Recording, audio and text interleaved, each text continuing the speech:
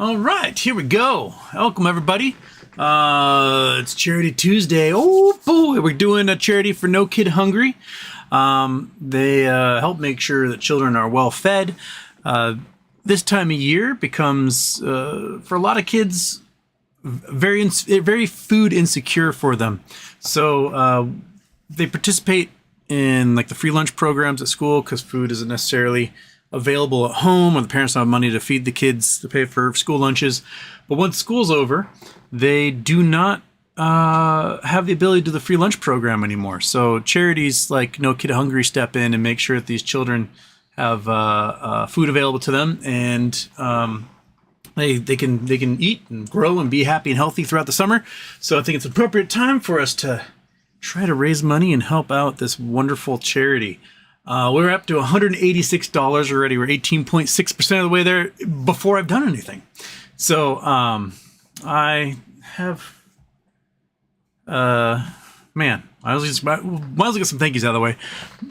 Justin G, thank you. Leo B, thank you. Oat Milk Man, the most threatening name on the internet, thank you.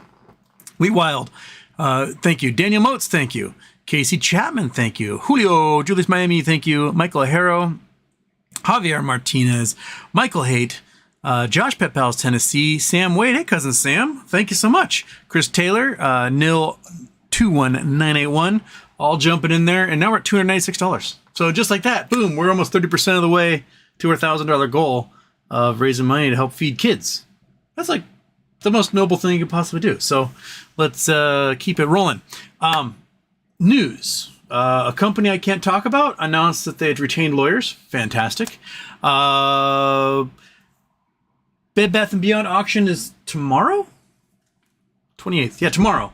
So for the auction for Bye Bye Baby is tomorrow. My funds at Trade Up still have not cleared. I might be cutting it close here. Fantastic. So what else we got going on? I don't know. We'll figure it out.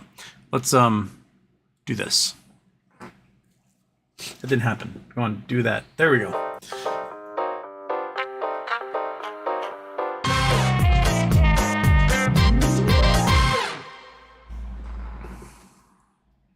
Holy smokes, we're flying.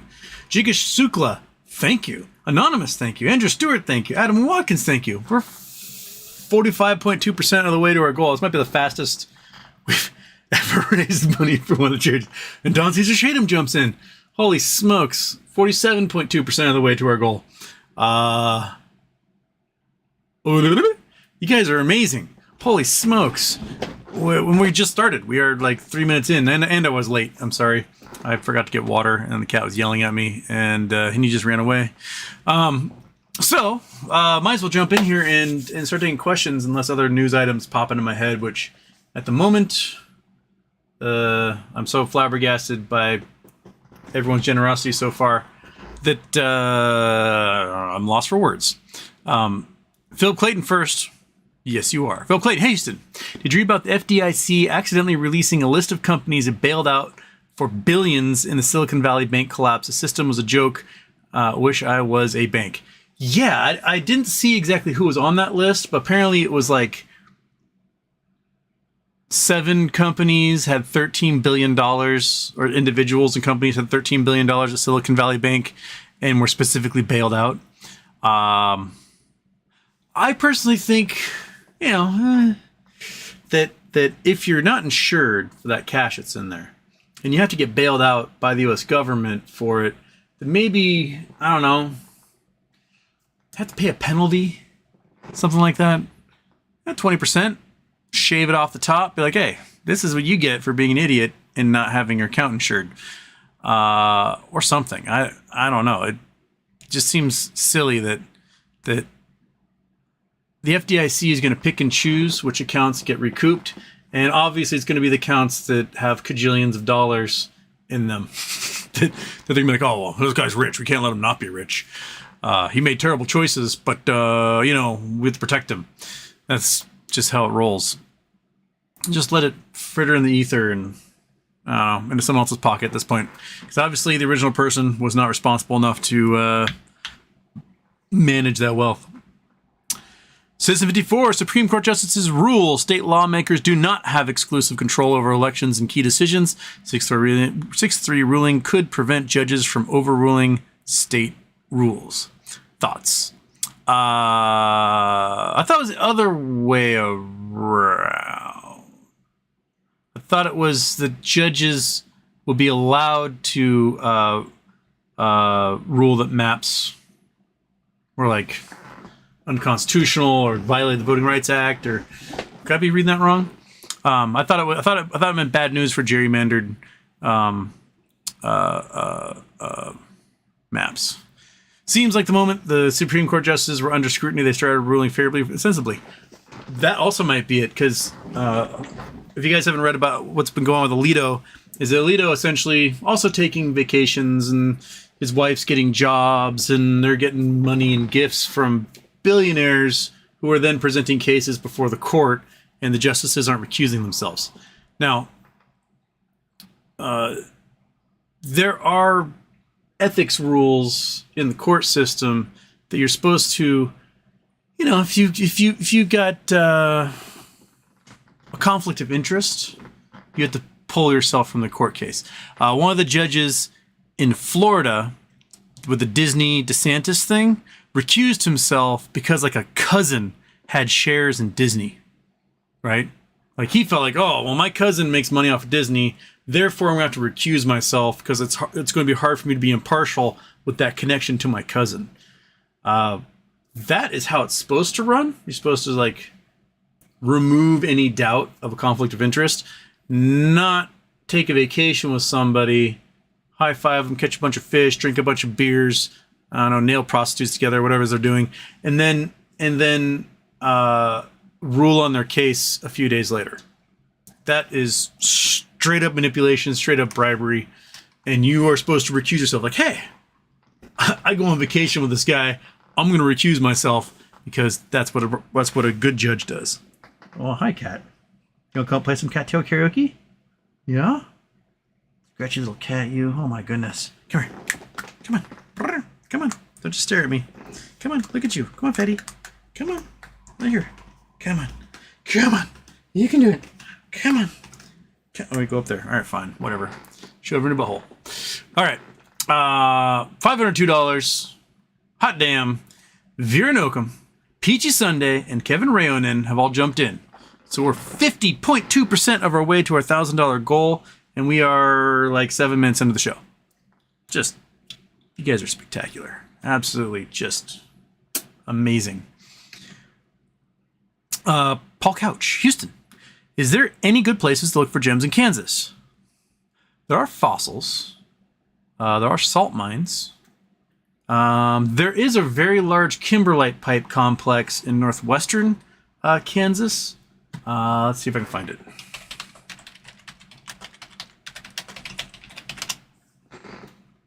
Kansas kimberlites, University of Kansas. Here we go. All right, shaboing. Oh, did I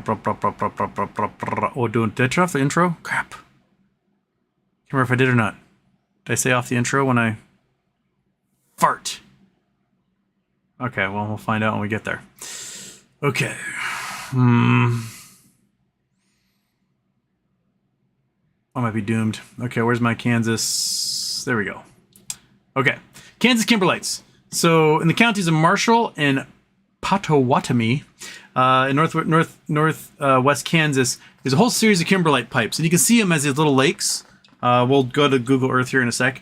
But I have no idea about the diamondiferous content of these pipes. I don't know if anyone's ever found diamonds there. It is a really large kimberlite pipe complex. And kimberlite pipes are these tubes of magma that just come up from the mantle, and where they carry with them a whole bunch of carbon-rich material. So if you pour hydrochloric acid on it, it'll sizzle. It's a great way of seeing the carbonate rocks. And it brings all this material up. So oftentimes, if that material is rich in carbon, it will make diamonds deep down near the mantle and be brought up in these volcanic processes. So my own theory as to how, or hypothesis as to how these diamondiferous kimberlite pipes formed is that when you had goo-ball Earth, Earth's getting bombarded by comets and asteroids, and it's forming, and everything is just a giant molten ball of goo. Is that you had these, and all the light stuff is floating to the outside. All the heavy stuff is floating to the inside, making the core. And you had these ribbons that were thermals, and they were convection loops. So really warm stuff would go up, and cool stuff would come down, and were just these big convection loops. And I think these convection loops were inside the Earth, and they froze in place eventually when the Earth lithified. And some of the rock that was the top of those pipes got uplifted and uplifted and made into mountains, and those mountains wore away and then exposed the top. Like, you look down on the map, you see these little lakes expose the top of these kimberlite pipes, and that's why you see them.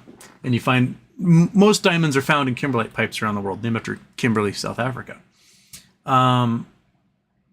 So if we go to Le Google Earth, Google Earth. Do it. There we go. All right, we got to leave Colorado. Oh, I don't have to go too far. Kansas and Colorado became the same state, but the Kansans were like, those miners are awful. All right. Brewster, Colby, Goodland. I have to, what was the name of this town? Blue Rapids at one end. Manhattan, Kansas down there. Okay. Blue Rapids. Keeney. That's a little hostile. I must type in Blue Rapids because everything in Kansas is the same. Blue Rapids, Kansas. Bam. Search. Oh, not quite as west as I thought it was. Okay, there's Blue Rapids. So the kimberlite pipes are all through here. So there's Manhattan, and the kimberlite pipes go this way. So, oh, there's some right there. Let's see here. We got little guys here. See these areas where stuff's not quite grown? These are little kimberlite pipes right here. Some of them have been turned into dammed lakes and little retention ponds. But wherever you see this stuff, like little depressions that aren't quite growing things the same way, it's because the soil's really loose. So at best, you can get some like wildflowers, but nothing tall is going to grow in there. Let's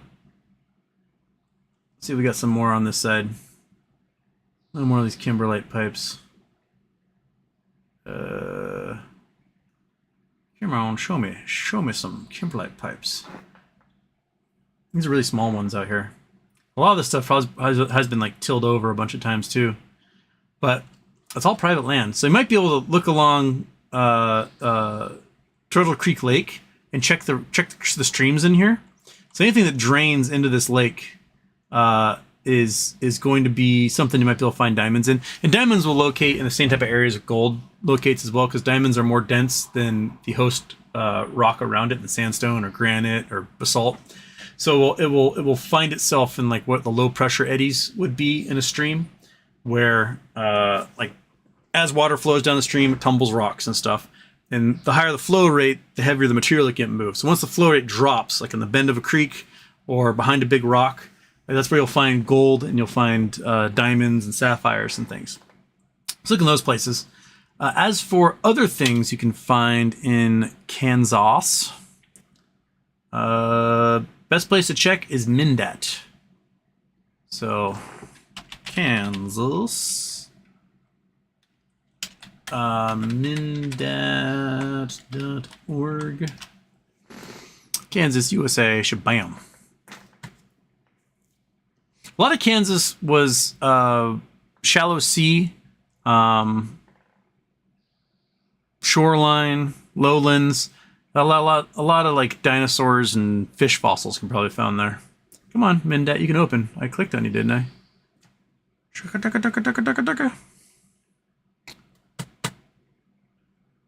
There we go. All right. So, if you go to Mindat.org is awesome. They basically pretty much post anything and everything that's ever been found anywhere, all over the earth, not just the U.S. You can look at it for Ireland. You can look at it for Brazil. You can look at it for Australia. You can look at it for any little place you go.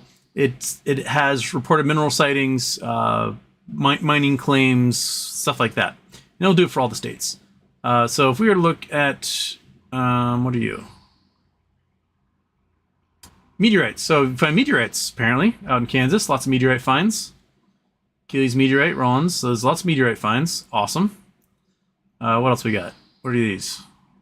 Township, Sheridan. Must be certain things that are listed there. Okay, we got meteorite. So there's definitely somebody doing a lot of meteorite hunting in Kansas. That's for sure. There we go. Here's some mines. Okay, Wilson Lake Spillway area. Let's see what we got. What we got? Okay, there's a spillway coming off of a big dam. And just not clean to be clear.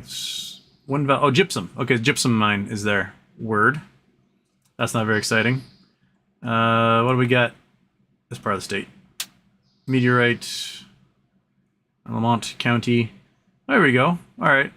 Chromite, phosphorite, marylite, olivine. Olivine's cool. Olivine's great. That's peridot. That's a green gemstone. Pigeonite. I have no idea what pigeonite is. Not too exciting there. But go to mindat.org, search Kansas, and just start clicking on these things, especially the counties themselves. If those pop up, they'll be the things like this, Manhattan River County, or Manhattan Riley County, and then you click on it. It'll tell you all the minerals found in that county. And Manhattan doesn't seem to really have actually anything cool. Does not necessarily. I don't think we have anything really cool in here. Yeah, no minerals currently recorded for this locality. So Manhattan's gonna be boring. You may, I don't know, I'd check fossil records, see if there's anything about fossils there. But yeah, do that. That's my recommendation for Kansas. And oh, god damn it. I'll fail. I just...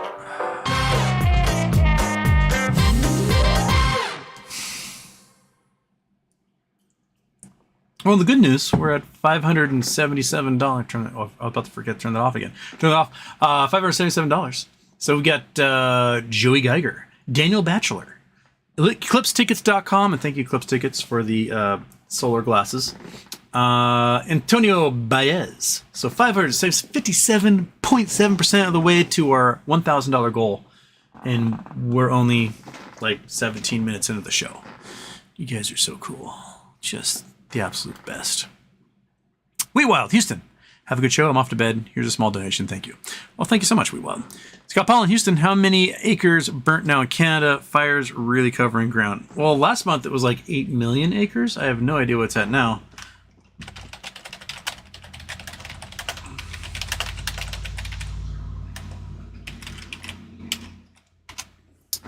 Uh, 14,722,603 acres so far as of June 21st. So as of a week ago, that's what it was at. Holy smokes.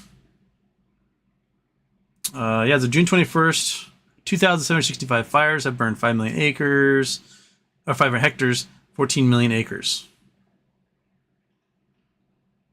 Yeah, like, fires are a thing, natural thing that happen. Stuff burns.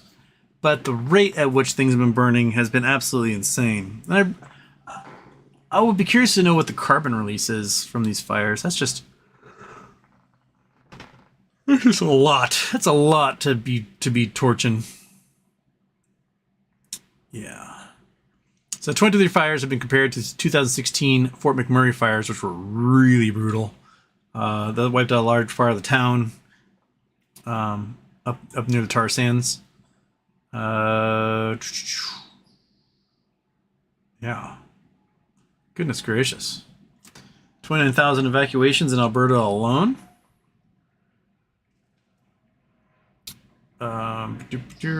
Man, just woof. No me gusta. Danny Motes. Happy birthday, Houston. Can we still buy shares in BBYQ? If not, in a not financial advice way, where would you put some extra moolah? I've been able to buy some on Fidelity, although I'm trying to get cash into. I still not gotten my approval yet. I need a bit more cash put into my new trade-up account because I've heard I can get Bed Bath & Beyond options through there, so I'm going to try. And tomorrow's the auction, bright and early, so I gotta make that buy before the auction happens, I think. So if it works, that's what we're doing. Right, Cat? That's what we're doing. Oh, yeah. Oh, Kitty, did you get whooped on? That? Oh, that's no. Sorry. It's part of a plant. I was like, thought you were like bleeding. Oh, you're good. You're good, cat. It's just something stuck in your butt. Oh yeah, cat butts, dog butts are also scratchy. Okay.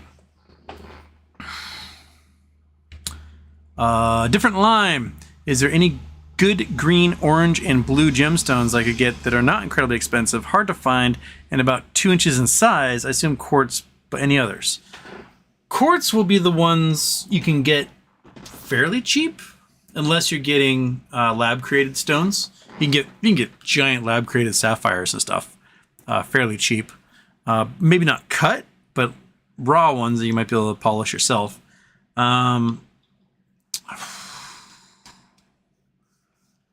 Maybe some garnets, but like some garnets are super rare and expensive, like spessartine or rubellite.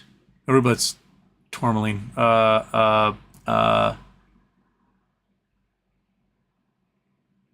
Spinels are really expensive. Like if they're showy and flashy and they got good color in them, they start to get pretty expensive, especially when they're cut. I'm trying to think like spinel's too expensive. What other garnets? Color change garnets too expensive. Tanzanite's really expensive. Mostly things in the quartz family are probably what you want. Like citrine for orange, amethyst for purple, blue. You can get some really cool blue agates like Ellensburg blues, which are a super rare form of gemstone that's only found here in Washington, between like Ellensburg and Teanaway in the Cascade Range here in Washington. And oftentimes after the field's been plowed, harvest's been done, field's been like plowed over, you can go ask farmers for permission and let you like walk the fields and find Ellensburg blue agates. And there's some really cool ones. Ron Erickson, the CEO of No Labs, he's from Ellensburg. And he's got just like grocery bags full of them from they collected since childhood. And like, you know, people make belt buckles out of them, just like awesome cowboy scenes carved out these beautiful blue Ellensburg blues. Let's see here.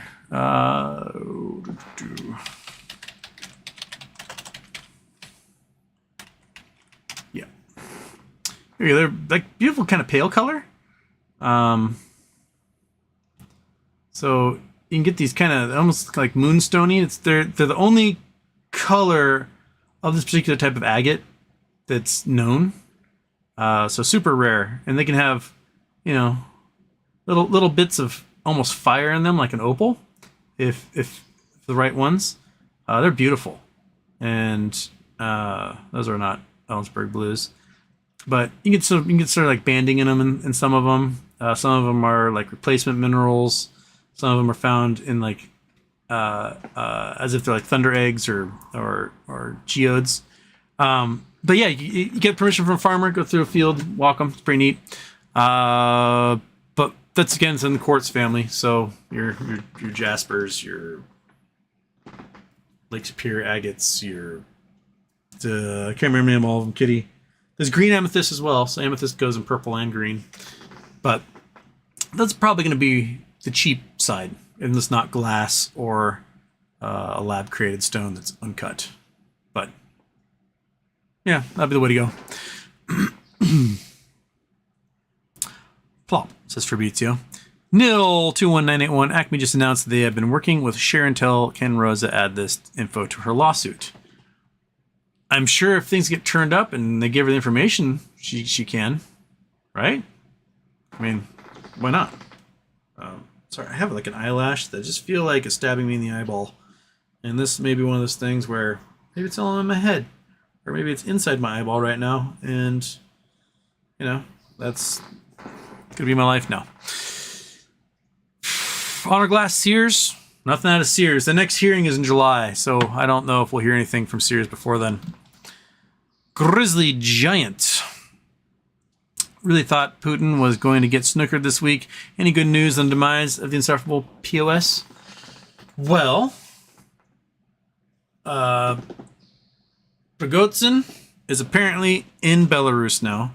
And Lukashenko's like, oh, we'll go open arms. He's going to train our soldiers.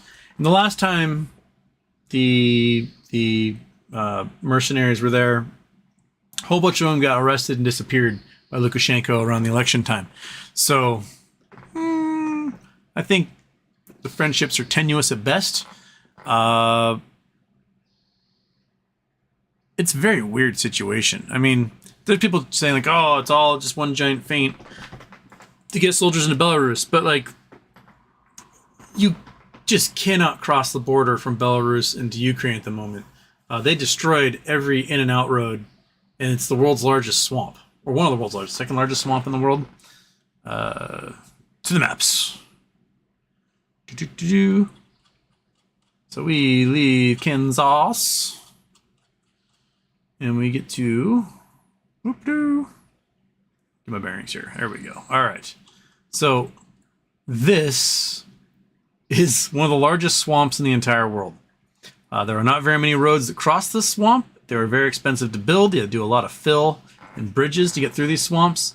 It is going to be brutally hard to break through this barrier and get from Belarus into Ukraine. I mean, this border here is a meandering river.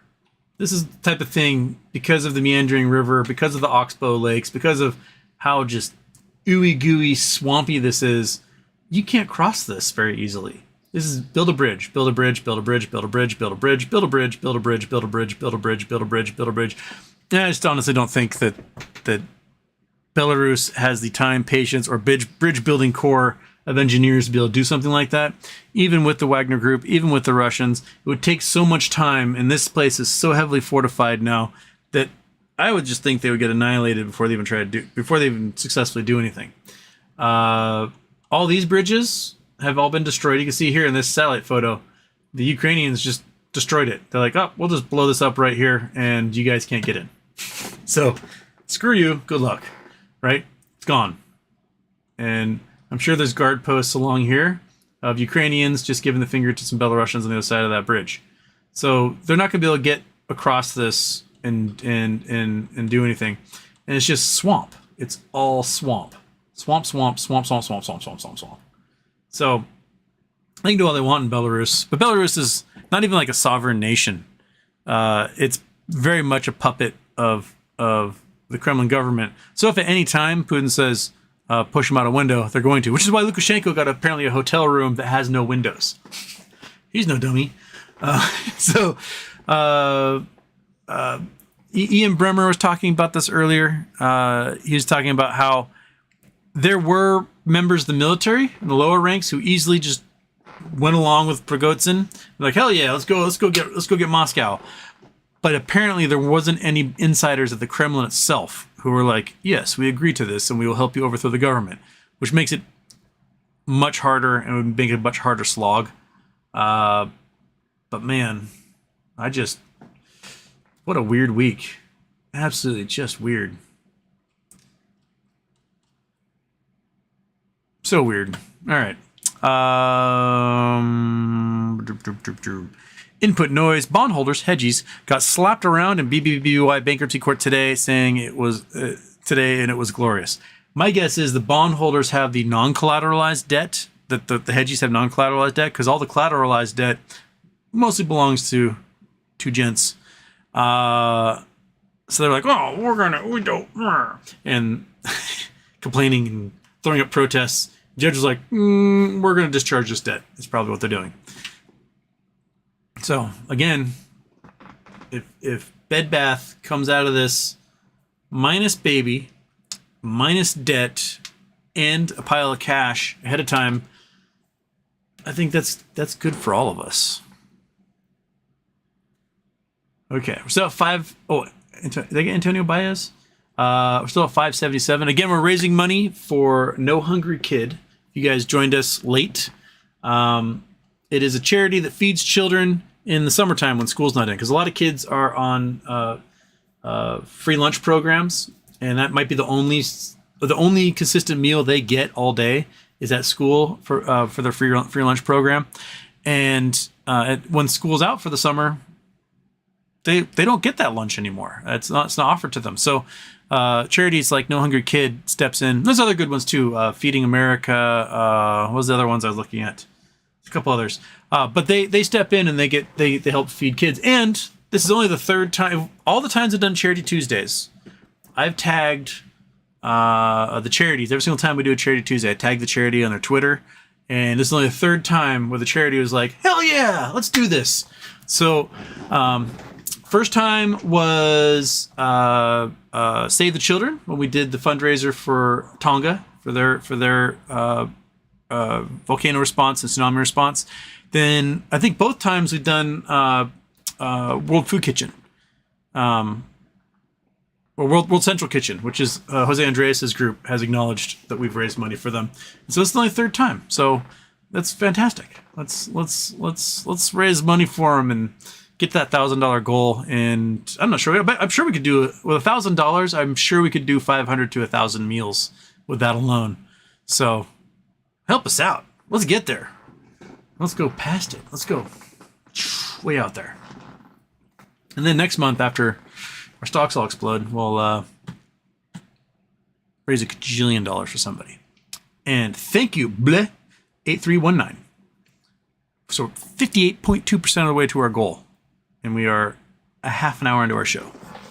Cat, isn't that amazing? You dark, chunky orb of death. Yes. Butt scratches for all the creatures. Okay. The bondhole is one. Marquess is waving. Hello, Marquess. Don Shadem, Moas, No Kid Hungry. Yes. Cold Fusion. All the donations distracted Houston from bot turning off intro. Yeah, that's exactly what happened. You knew it, and I didn't get there in time. Andrew Stewart, Houston, Canyon, Google Earth, Crazy Horse in South Dakota. Or can you? Is that Google? We went to Crazy Horse. Last time I went to Crazy Horse, I think SS Minnow Johnson had a meltdown. So we can go back to Crazy Horse.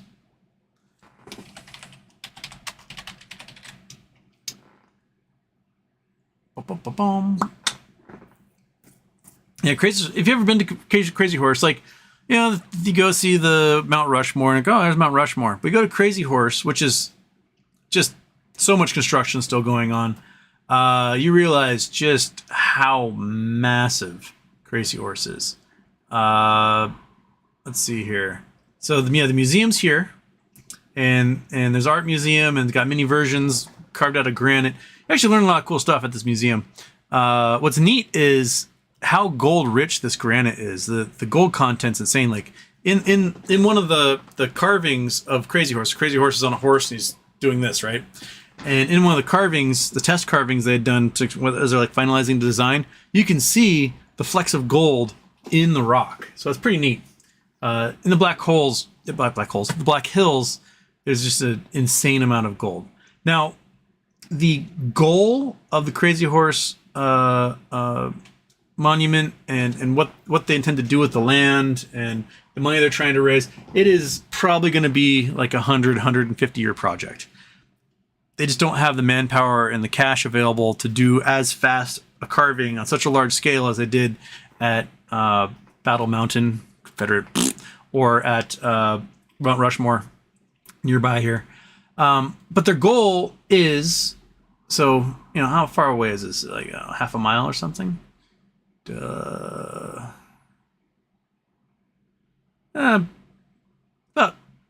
2/3 of a mile is from that. Their goal is to have all this lower area at the foot of Crazy Horse be a 4-year college that's similar to like HCB, historically black, HBCU, historically black college university, but for Native Americans. And so the goal is to have a university here set up at the foot of Crazy Horse when it's done. And I mean, you don't want to put anything at the foot of Crazy Horse because they're literally like using dynamite all the time, blowing stuff up here. But this won't show us very good. I should get some pictures of Crazy Horse. We'll go Crazy Horse. Bam. Come on, turn off. There we go. So Crazy Horse, they've got, that's what it's supposed to look like, right? This is the carving. It's the horse charging, him pointing. and they've got, you know, that little hole made. They've got part of the hand done, some of the face done. They haven't done the hair. They haven't finished the horse. So there's a lot of work to get done to make sure this thing looks out how it's supposed to look. But you know, they're making headway. It's just really, really, really hard. It's like one dude and maybe like one of his kids helping out. But you know, stuff's getting carved off. Takes time. There's a little guy chipping away. But I'm always blown away at the detail they can make blown up rock like this. It's crazy. That's detail via dynamite. It just blows my mind. Absolutely cool. I do wonder like how strong that's going to be, that arm. That little hole, you got it, but man, oh, butchers that arm's gonna be crazy. So, oh, they actually have a day. We can go walk out on it. That's cool. It's really cool. I've only seen it from about here. I've seen this. I've never been to there. That'd be awesome. I would love to go walk out on that. But yeah, groovy, cool, excellent, fantastic.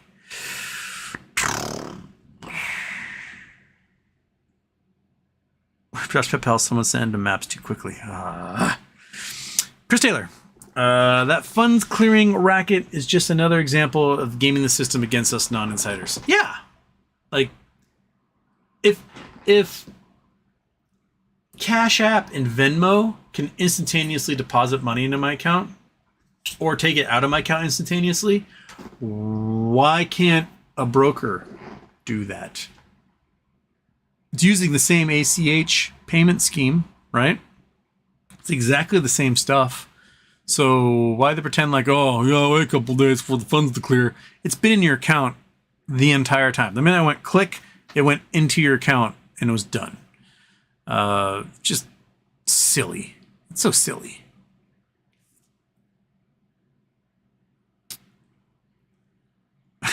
Julio. Flip 32. Any knowledge on why the Coin Stellar XLM is running? Nope. I completely ignore crypto until US Tether implodes, takes down the entire market. I just ignore crypto.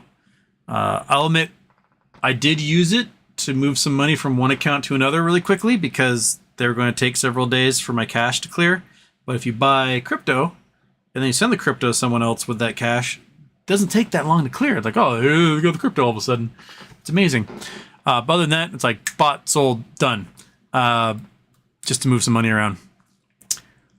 Aradia 117. Supreme Court ruling is good. Prevents legislatures from rule changing to prevent ruling parties from being voted out. There you go. It will likely result in more members of color in the legislature. One of the things I read yesterday was that it might make 2 or 3 more members of color enter the legislature out of just Louisiana alone. Because what Louisiana did, I can show you their map. Louisiana gerrymander map. Here we go. This is Louisiana's map. Is that they went from Baton Rouge to New Orleans and they just made one long skinny district.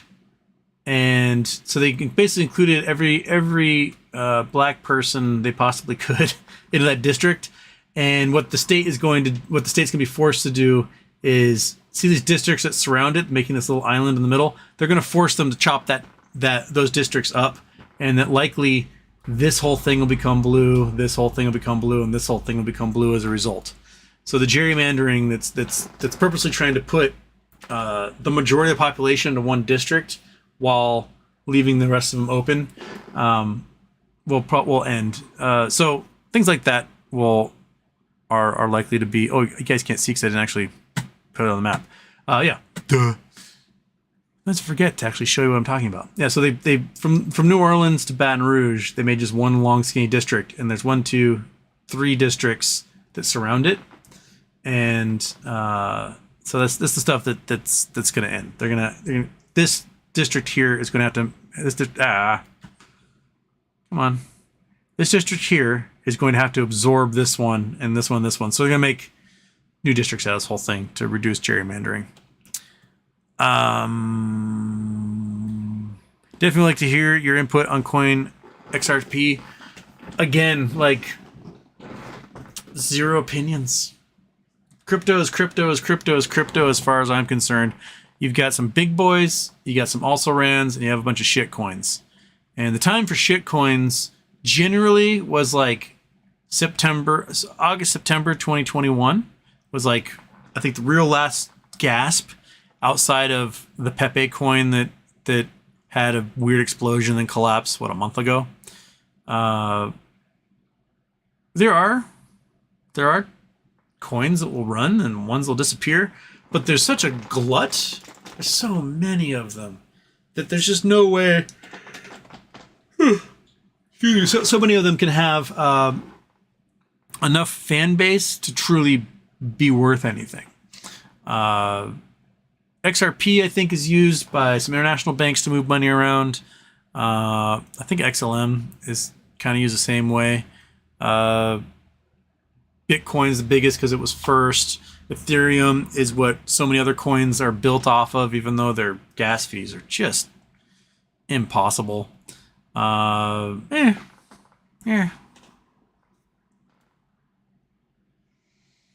Rugger, Wall Street. Hey, Houston, did you see Steve Bannon putting Ken Griffin and politicians on blast? Not Ken Griffin specifically, although I did see a clip talking about how much money Kevin McCarthy has made off of Ken Griffin's donations. I think the reason why Ken Griffin's put him on blast is because, why Steve Bannon's putting him on blast is because Ken Griffin is trying to pump DeSantis over Trump at the moment, and Trump wanted that money. So, yeah, and Griffin is the largest Republican campaign contributor in the last election cycle.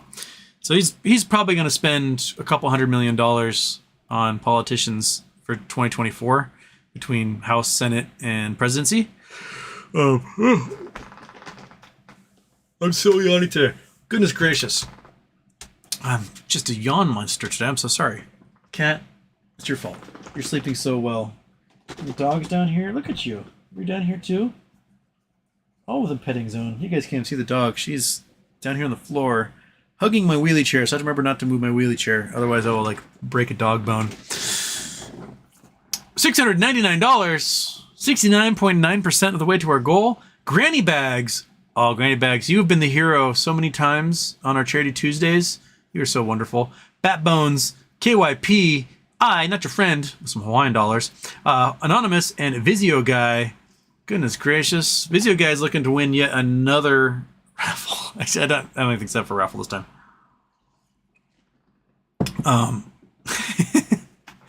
But yeah, granny bags with a heart. Granny bags. Okay. Dark Helmet, happy birthday. Have you seen the greatest sci-fi movie of all time, Dark Star? I have never heard of Dark Star. Have I seen? No, wait, is Dark Star? No. Is that the one that has Nemesis Earth on the other side of the sun? I've not seen it, but I've heard about it. He's making big purr noises. We'll just scratch his fat belly for a second because it's just such an adorable little ball of darkness. Yeah, yes, you want to cover those little eyes. Cover those little eyes, yeah. Oh, he's a little sleepy booger. Oh, what a little fuzzball. Look at him. He just blends in. You don't even know he's there. He's just a lump of darkness. Dark Star. Dark Star?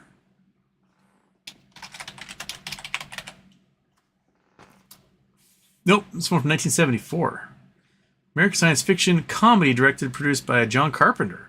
Really? Huh. No, I have not seen Dark Star.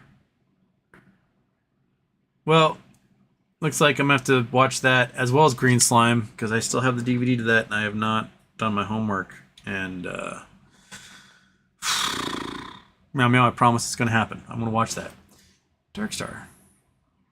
Science fiction comedy. Mission destroying unstable planets that might threaten future colonization of other planets. Oh, the student film. Okay. Expanded feature lengths. There you go. Okay, I don't want to read too much into that and ruin my experience. So I don't want to know the movie before I watch it.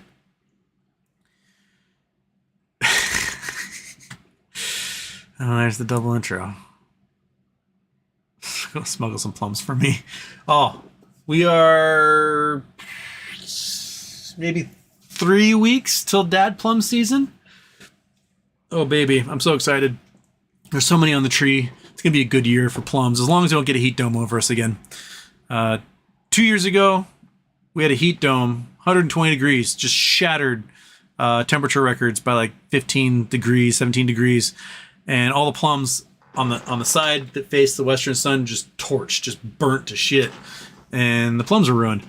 Last year was the opposite. Last year, it was December and January. The sun didn't come out. It pissed rain. It was 45 degrees all the way until the 4th of July. And so when the plum tree blossomed, all the bees were still asleep and nothing got fertilized. And there was like 6 plums on the entire tree. It was so sad. This year, Yahweh willing, we will have ourselves just a heck of a plum season.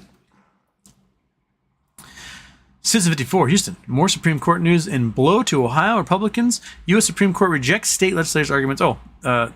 In North Carolina district case. We did that one. Okay. Thomas George. Hey, Houston. Happy birthday. Are you bummed that Venture Brothers isn't getting 8th season? Think the movie will close out the show? Probably. I remember seeing the tweets from what is it? Doc Hammer, and Jason. Can't remember that creator's name. Talking about it and how bummed they were that it wasn't getting another season. But Venture Brothers is a genius show. Oh my goodness. The subtle humor sometimes was just amazing. I remember there's one scene. I think it's when we get introduced to the Sean Connery League of Extraordinary Gentlemen type character and his like little troupe, and there's this French guy like is just like smoking cigarettes and be like, oh, that's cool. And I just watch that scene, it just kills me. And then the Hunter S. Thompson / Teddy Roosevelt characters for the OIS, just brilliant. Just a brilliant show. Absolutely so funny. So I'll have to watch the movie. And took my cap. But there's Metalocalypse movie and or season coming, apparently. So that'll be good. And a 4th album. So even better. Kevin Rayonen. Leadville was all set to become the Colorado State capital. Denver wasn't much more than a trading post. Guess the right people got paid. It's very interesting to see where capitals went, what states end up having power. So for a good chunk of the Washington, Oregon territory here, Bainbridge Island, there's a little community about a mile north of me called Port Madison. It's now just a neighborhood, but it was the capital for the territory. You could look at old maps from like 1850, 1851, and you would see like New York, Philadelphia, Boston, DC, and you look to the west and you might see maybe Cincinnati and Jefferson, Missouri, and then really far west you would see maybe Virginia City, San Francisco, and Port Madison, Washington would be on the map. Now, Port Madison had at the time the largest wood mill in the entire world, and then on the south end island is Port Blakely Mill, which then became the largest wood mill in the world. This was the seat of power, and it became the county seat for Slaughter County, which is the county I'm in, that later became Kitsap County. But then they moved the county seat when the mill closed, because who's going to live in a town with no mill? Yeah, it's very weird. And now it's just like some rich people in some old, cool Victorian era houses that have a little neighborhood. Remember, we go trick-or-treating there when I was a kid, and one of the houses was the old courthouse, the county courthouse, and their basement was the jail. So like, we got to go down there once. I want to see the jail. It's Halloween. I'm like, we go down and see the jail, and there's like, mom's college belongings stuffed in one of the jail cells, dad's fishing gear. That's hilarious. All right, $715, 71.5% of the way to our goal. We aren't even an hour in. We're 50 minutes in. I want to thank Money Over Mayo. Thank you for jumping in there. Fantastic. We're so close. We are $285 away from meeting our $1,000 goal for No Kid Hungry. That will hopefully have a goal of not leaving any kid hungry. Again, a recap for those jumping in. No Kid Hungry gets food to kids, especially in the summertime when the free school lunch programs are over, because if kids are in school, they don't get the free lunch programs in school. No Kid Hungry did a great job during COVID when a lot of children were at home because we had a pandemic going on and they had no access to school lunches. So they did a great job getting communities fed, getting lunches delivered to children. There's just a really good charity. And there's several of them that do the same things, similar things. I went with No Kid Hungry because it just seemed like they really just went above and beyond and do a really great job. So that's why I chose them for this charity today. So please join everyone else who has donated $715 so far. Get us another $285, and we will meet our $1,000 goal for No Kid Hungry. Heck, get us past there. Just empty a wallet into this thing and help them out. Thank you so much.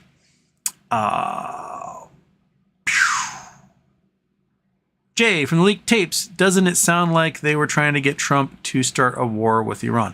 I have not heard the leaked tapes yet. I saw that they came out. I've not heard them. But there is a large group in government who really want war with Iran. John McCain was one of them when he was alive. He did his whole bomb Iran thing.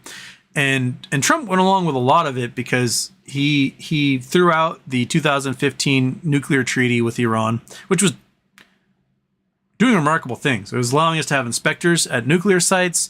It was allowing, Iran to trade oil, so the oil prices were coming down.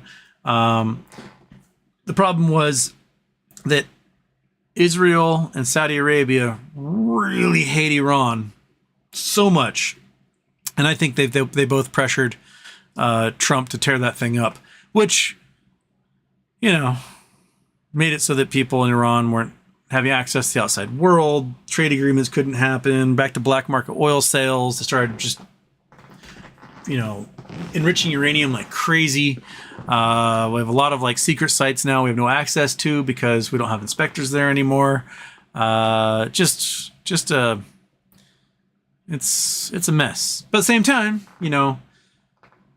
we do see not necessarily reforms happening, but the government of Iran is now beginning to relent to the cries of the people. To be like, well, we can't handle this right now. So there's a lot of women all of a sudden in the last few months that do their everyday life without wearing a headscarf.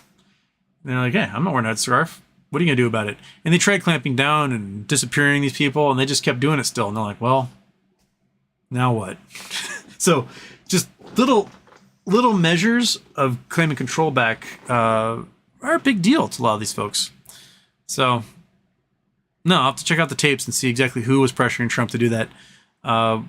We did assassinate one of their top leaders, military leaders, and with a missile strike, and that led to Iran lobbing a whole bunch of missiles at a U.S. site in Iraq. And that, we got real close. I mean, if they'd killed a bunch of U.S. Marines with those missile strikes, I bet we would have just gone all out on Iran at that point. But because they just, A, the bunkers were strong, and B, the aim wasn't that great, probably saved us from having war with Iran at that point.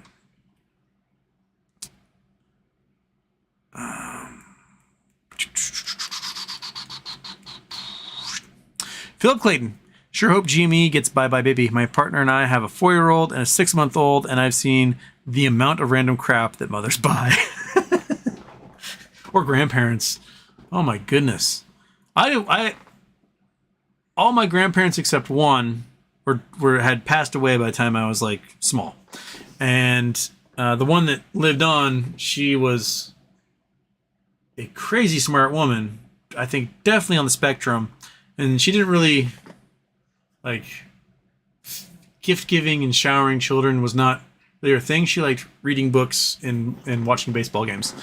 But with my nieces and nephews, who all have all their grandparents alive, I have seen just the amount of stuff they get is absolutely bonkers. Just, they just shower them with things that parents never shower their kids with. Like, just, I think it's the job of grandparents to do that. That's for sure. Jay, who's obviously exposing classified info, but the classified info sounds like a war crime. I'll have to check it out, Jay.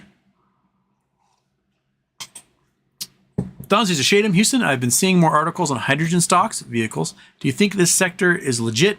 Does it have hope, or will EV crush it? I think it will be something analogous or runs also with EV. Clean exhaust just produces water, right? You can get similar or greater mileage as a gas car out of it, and refilling takes just as long as gasoline. But in the end, I think solid state batteries will probably win out in the end. Building the infrastructure for a hydrogen network is going to be very strict and probably pretty expensive. Like gasoline's volatile. You put a flame in that sucker, boom, right? The problem is hydrogen gas is a volatile that requires no ignition. Like just hydrogen being present in the atmosphere causes it to combine with oxygen to make water and make a giant explosion. The catalyst is impurities. Impurities of any kind cause an alkali like hydrogen to go bonkers. So the safety concerns and the expense of infrastructure might be a lot. The problem with electric cars is that we don't have the electrical grid to handle everyone having an electric car yet, because we have infrastructure already in place for gasoline and diesel. That if tomorrow every car in America were suddenly become an electric car, we would not have the electricity output to handle that. So we need to up our ability to generate electricity. We need to have more alternative sources of power, so we're burning less coal and oil and natural gas to get that energy. So I think Honda and Toyota will probably do a lot of that, and if they sell enough of them, then you'll start to see them pop up more places than just like Los Angeles, where the test cars have been. Toyota also has their battery coming out that has like 1,000-kilometer range, charges in 10 minutes. And it's not a solid state, it's still lithium ion. It's just an improved lithium ion battery. So when these solid states come and you've got a 2 to 10 minute charge time and you get 3,000 miles, not 1,000 kilometers, 3,000 miles out of it, that is going to be game changer territory. Hi, monkey butt. Hi. Yeah. Are you a waggy dog? Are you a waggy dog? Are you jealous of the cat? Is that what you are? Are you jealous? Wag that tail. Wag, wag, wag. Wag, wag, wag. Yeah. Okay. Rogaru of Wall Street, Houston, Elon or Zuck? Zuck by a mile, especially since Elon's mom was like, honey, don't do that. Elon's like, my mom won't let me fight.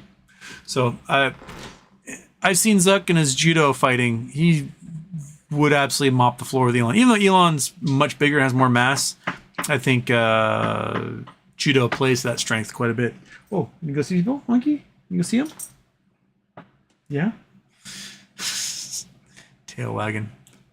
Mom. Mom wins. Houston Pigeonite is pretty cool. Look up Pigeonite. Oh yeah, Pigeonite. Pigeonite.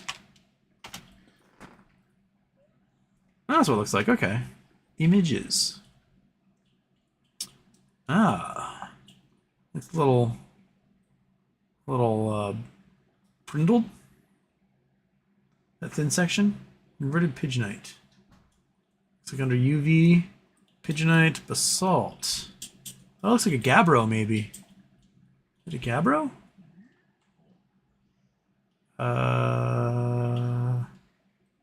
Pigeonite.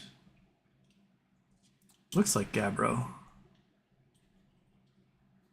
High temperature mineral forming mostly under sea, slowly cooling, tends to invert mixture. Yeah, it's gabbro. Okay. Ah. So this is yeah, gabbro is basalt. So basalt has a really, really high melting temperature, and that's what Hawaii is made of. And when a plume of magma comes up, not all of it erupts, and sometimes it doesn't erupt at all. It might just get trapped. And that magma can stay hot for literally thousands of years inside the earth, depending how big that ball is.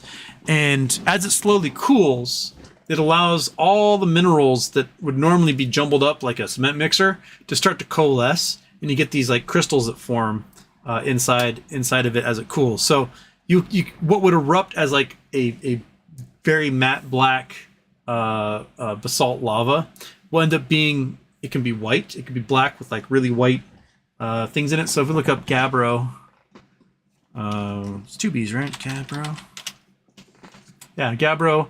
It looks less like a basalt and more like you can see the crystals and stuff in here forming because they slowly coalesce together in the flux and grew while it cooled.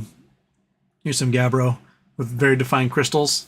So you got the quartzes coming together, which is the white stuff, and that's what makes. Oh, you guys can't see shit again. Dang it! I did that again. So this is gabbro, and then the pigeonite. Go back to pigeonite. Pigeonite is not the same thing, but it's similar. So you have a slow cooling basalt, and you have the crystals starting to coalesce. So you got the quartz crystals on the outside, and whatever these things are on the inside. Probably have some peridots and stuff in there, which is probably why they're finding peridot, because olivine comes from is that. So yeah, okay, neat.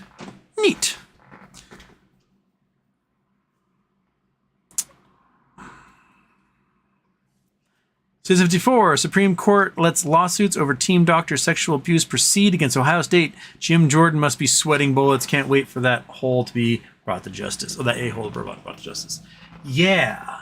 So if you guys don't know the story, Jim Jordan was the wrestling coach at Ohio State University, the Ohio State University. And the team doctor raped and molested the wrestlers. And Jim Jordan knew about it. He was told about it, and he did nothing for years. Just kept sweeping on the rug. Players kept getting assaulted. Didn't fire the team doctor. Didn't reprimand him. Did nothing to protect his wrestlers. And for years, the wrestlers were abused and raped by the team doctor. And Jim Jordan just mum's the word. Did nothing about it. And at previous hearings at trials, the wrestlers were up there like, Jim let it happen. He knew it was happening. I told him it was happening. He let that man violate me. So, yeah, not good for Jim Jordan at all. New. I wonder if he'll put on a jacket when he has to go to trial, or if he'll just not have a jacket. Chris Taylor, Mindet is cool. Thanks, Houston. Things I learned. There's a gold mine near me, close to Great Falls. Gonna get me a pan and strike it big. Yeah, you can find also there's cool stuff. You could be in weird little states like New Jersey and be like, what?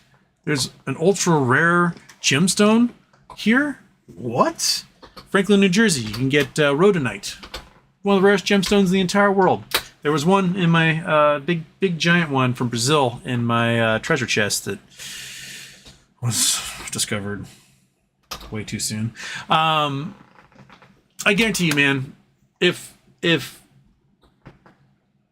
we get some payday out of these stocks, I am doing another treasure hunt, and I am going to make it hard as shit. No easy poems. It's going to be nothing but ciphers and riddles, and it's going to take freaking years for you guys to even get close. I'm not going to make it as loving and obtuse as the last one was. You are going to have to work for it. You're going to have to invent languages and decoder rings just to figure out what the hell I'm going to talk about. I had a really great cipher too that I'd created for, it was going to be clue number 3 for the treasure hunt, and I never got to use it, So I have a whole cipher and language I made up. And all these great plans. All these grand plans for the treasure hunt. Anyway, we'll do another one. Just gotta have like a Bed Bath & Beyond go nuts or something. And we'll do it.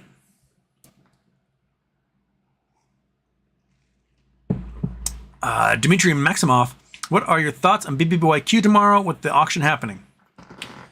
My speculative prediction is there'll be a party in the auction that says, hey, we own a whole bunch of your collateralized debt. We're going to forgive that debt and pay you a chunk of money for Bye Bye Baby. And Bed Bath & Beyond's going to say, okay. And the creditors are going to say, okay, because the creditors are the ones making the offer. And my guess is that Bed Bath & Beyond will leave restructuring, having discharged a boatload of a non-collateralized debt, gotten rid of a ton of their leases, not to worry about. I think the lease auction is next week. And they will remain a company. The shareholders will still have ownership in that company, and they will be without debt and with a chunk of cash in their hands.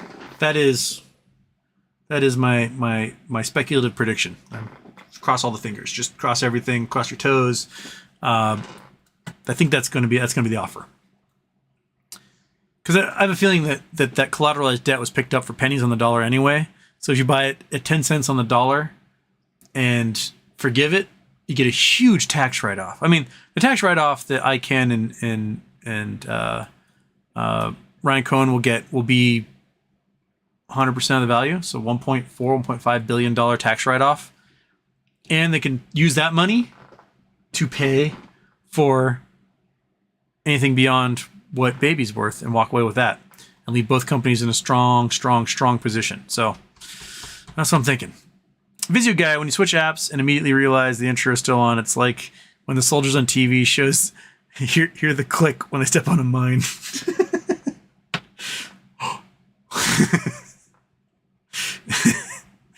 Just click.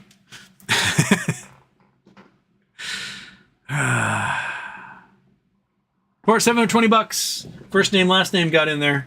So $280 more, and we have met our $1,000 goal. It can be done. I know you guys can do it. We can do it.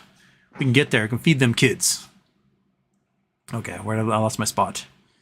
Rougarou did that one. 64 did that one. Eclipse tickets got there. Lidville, that's okay. Did that one. Did Chris Taylor. Did Mitch Brand. Visio Guy. There we go. That's where we are. Matthew Bennett. Helen Skelter is not a bad actor. The Legend of Billie Jean is a classic. Okay. Monkey butt. Where are you going, buddy?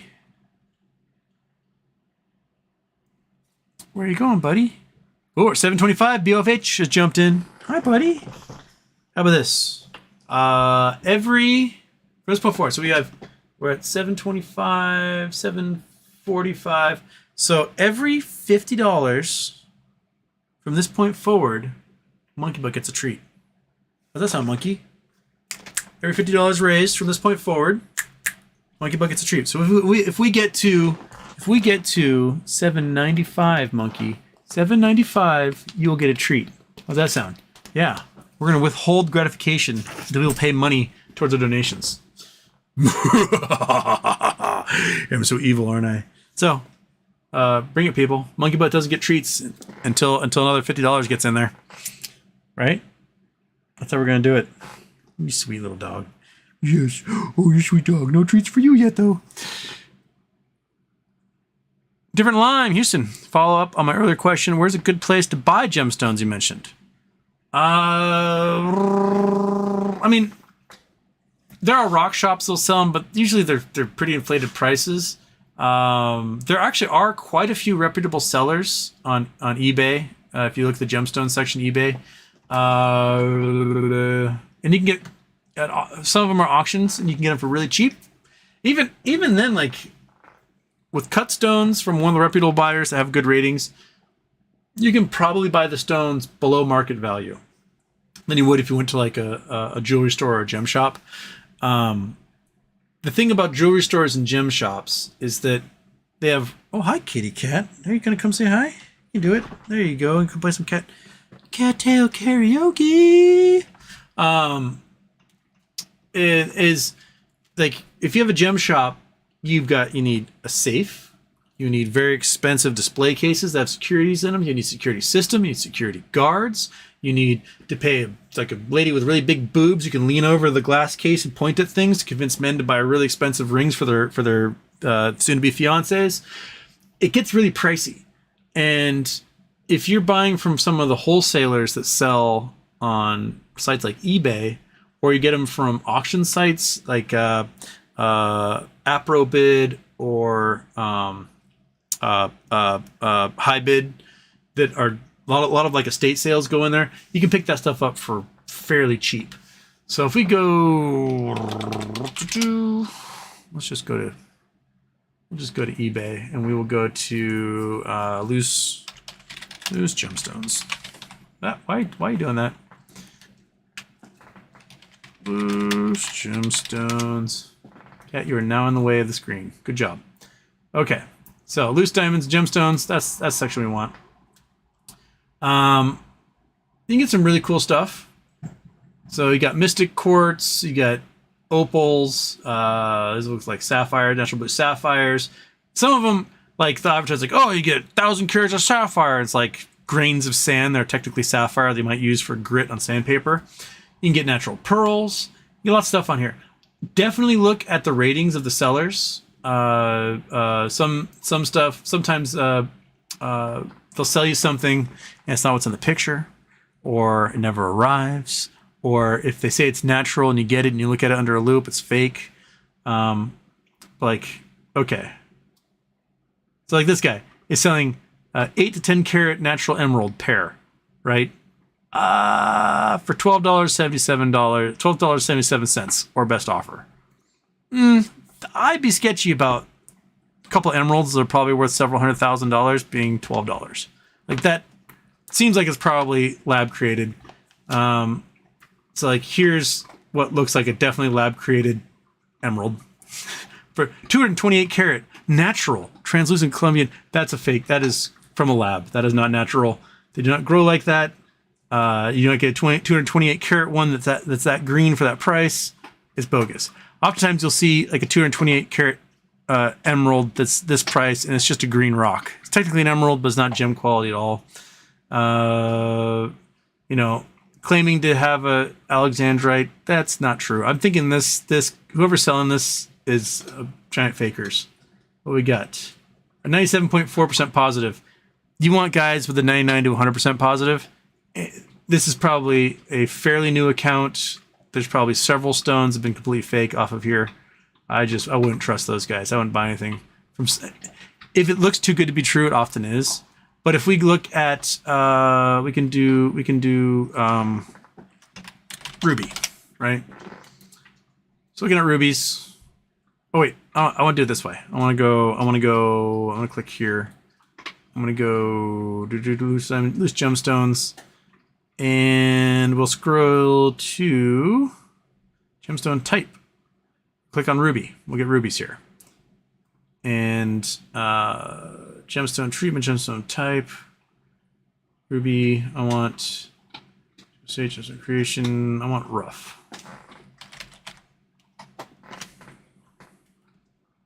Rough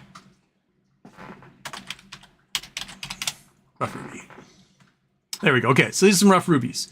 These are definitely not natural. Those are lab created. You can just tell from their shape, their little dildo looking shape. Those aren't real. Those are fake. This thing is gigantic. This is a gigantic non-gem quality ruby. This type of thing you would have in, it's like a little museum piece. Like, look at this thing. It's 26 pounds. It's a ruby, but oh wow, it's just a giant red rock. Ones that are like this. This looks like a natural Burmese ruby. These are natural rubies here. They're not particularly good colors, but you can get them cheap. You can get a whole pile of them pretty cheap. These are Mozambique. That looks natural. That looks lab created. But these look natural. That looks like a meteorite, not a star ruby, but you can find lots of cool stuff on here. And if you go to places like HiBid, hibid.com, whoops, I need you to clicky clack. Hibid.com. You'll find lots of estate sales on here, so you can do, I don't know, let's say amethyst. Can't spell amethyst. So we got some, there's some amethyst. So here's amethyst gemstone. The value is said to be between $100 and $200. There's only one bid so far. Another amethyst gemstone. They got a value in there.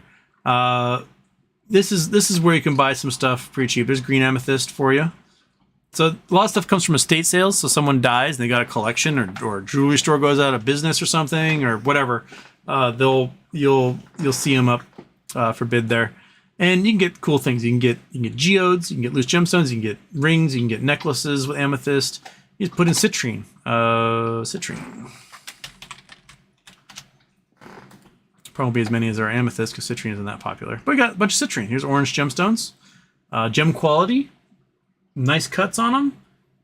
Current bid, $74 for a very large, very nice one. Current bid, $88 for another very large, very nice one. What if we got... I can do something rare. Spessartine. Need spessartine? No thanks. Yeah, holy crap, we got spessartines in here. And these are really cheap. Oh my gosh, those are good colors too. These are spessartine garnets. These are very, very expensive. So how big is this one? Tell me about yourself. I want to know. How big are you? 1.1 carat. Okay, that's okay for 1 carat. Let's see if we got any giant ones in here. Any big giant spessartines? These all look pretty small. Tell by the size of the tweezers. So nothing too big there, but I had a really big spessartine. I had a 19.1 carat spessartine, more like Fanta orange than kind of the deep orange this is. And I sold that for a good chunk to a jeweler and paid off a very significant portion of my student loans with that. But yeah, that's the way to do it. Get it from estate sales. They do a great job. You can usually get them for cheaper. 765 Monkey. We're still $30 away from you getting a treat. $30 away from Monkey getting a treat. I want to save Anonymous. I think Anonymous. I want to thank Red Lightsaber. We're so close. We are $235 away from funding meeting our $1,000 goal, and we are $30 away from Monkey getting a treat. Right, Kitty? Oh, you want to see Monkey get a treat, don't you? Yes, you do. You want me to stop petting you and let you just sleep on my desk, huh? Yeah, little monster. Okay.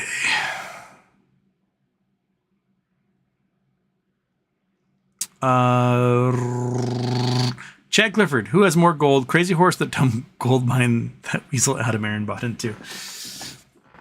I would say that if you were to grind up all the rock in Crazy Horse and get the gold out, it would be easier than getting it out of the rock that's at the Highcroft mining site in Nevada.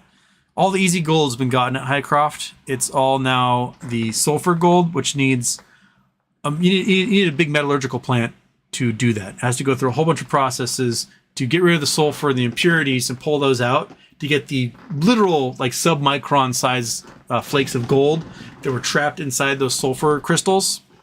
And it's expensive to do. As I said before, you're looking at maybe $500 million to $1 billion just to build the plant to get the gold out. They don't have that kind of money to do that. What gold they're getting, they're doing, I don't know, $5 to $10 million a quarter in the easy to get gold.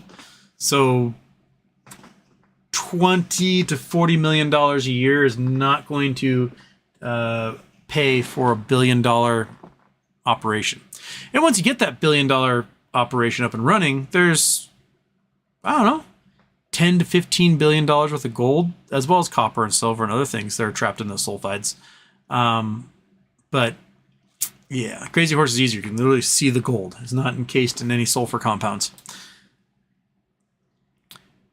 Citizen 54, DeSantis line item veto of 2 federal block grants worth $29 million has sparked controversy and triggered the cancellation of additional $346 million in federal funding block grants. The vetoes forced Florida's withdrawal from a program that would have provided money to Florida consumers for rebates on energy-efficient household appliances, only best for Floridians. Yeah, DeSantis is really stepping in it. Someone sent me, was it Julio sent it to me? Somebody sent me a thing today showing that a woman's homeowner insurance went up to $34,000. They're about to get slammed with probably 1 to 3 hurricanes this year, and no one can afford homeowners insurance. So when those homes get destroyed, where are they going to go? They're going to leave, right? They're going to be refugees going to other states because they're not going to get their money back in their investment. It's going to be too much of a pain in the ass to rebuild without money. It's so hot and humid that once the water damage hits, everything just rots.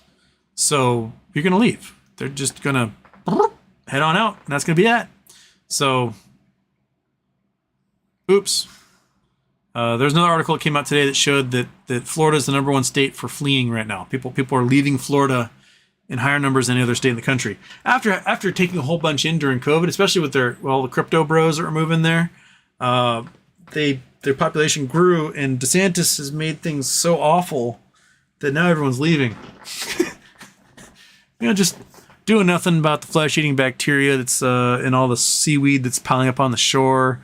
Making it so expensive that you can't afford your mortgage on top of your homeowner's insurance. Crops can't get picked.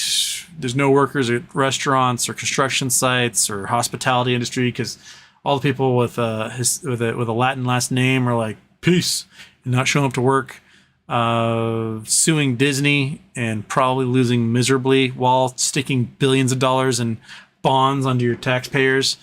He is really, really, really screwed up. And, that's Ken Griffin's boy, though. Ken Griffin loves him. Ken Griffin thinks he's the best. Oh, DeSantis, you're just so magical and so manly. And I'm going to give you millions of dollars. And, DeSantis is like, I'm going to destroy everything I touch. It's like King Midas in reverse. Everything he touches turns to shit. Jigish Shukla. What do you think about James Webb Space Telescope finding ancient galaxies too big to be possible if the Big Bang Theory holds true? Oh, I had not read that one yet. James Webb galaxies too big. James Webb, 2 massive galaxies, maybe even more massive. The first results from the James Webb Space Telescope hinted at galaxies so early and so massive that they are in tension with our understanding of the formation of structure in the universe. Oh, it's from back in May. How come I had not read about this at all? Let's jump in here. Okay, go away. So we got some galaxies 12 to 13 billion years old. 12.7 to 13.2 billion years old. How they measure the distance in these deep fields is you look at the redshift. So you got certain gases that when you do a spectrograph of them line up at exact wavelengths of light. And what happens is these gases get shifted into the red where those emission lines or absorption lines happen to be. And if that happens, then you know something is fleeing away from you very fast. And the Hubble constant holds that for about every megaparsec, which is about 3 million light years, something is moving away from us at about 70 kilometers per second. So 2 megaparsecs are doing 140 kilometers per second per parsec. At 30 megaparsecs are doing 210, 70, 140, 210 kilometers per second away from us. And so you just add up how far the redshift is, tells you how fast it's going, and how fast it's going gives you a rough idea as to how far away something is. So we can look back and we can say, okay, 13.1 billion years ago, the light from this galaxy here was emitted. And so I guess they're doing math as to the size of these galaxies. I'm not sure if they're looking at orbital speeds of them as they go around other objects, or what? But apparently, they're saying they're too massive for. I am just a yawn monster today. Sorry, I had to wake up early to get things done today, and I'm not that. I'm an astronomer. I do late nights really easily. So you can tell from my ads what I search for. Gold bar, silver bars, things like that.